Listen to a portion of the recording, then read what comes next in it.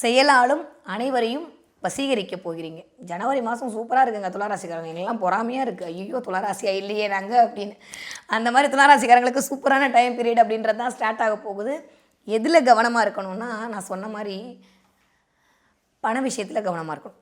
எப்பயுமே பண விஷயத்தில் நீங்கள் கவனமாகத்தான் இருப்பீங்க.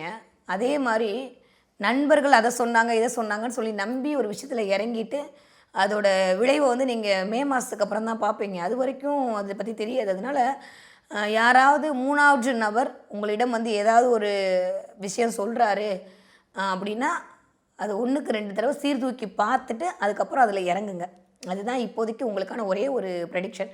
எல்லாமே சூப்பராக தான் இருக்குது. ஆனால் அந்த ராகுலில் அவர் கொஞ்சம் நான் தான் இருக்கேன்ல அப்படின்ற மாதிரி செக் வைக்கிறாரு. அதனால் பேராசையால் இல்லை பிரம்மாண்டத்தை ஏமாறந்தோ இல்லை பிரம்மாண்டத்தின் மூலமாக ஏதோ ஒன்று கொடுத்து உங்களை வந்து அதுக்குள்ளே சிக்க வைக்கக்கூடிய நேரமாக இருக்குது. அதனால் துளாராசிக்காரங்க அதில் கொஞ்சம் கவனமாக இருக்கணும்.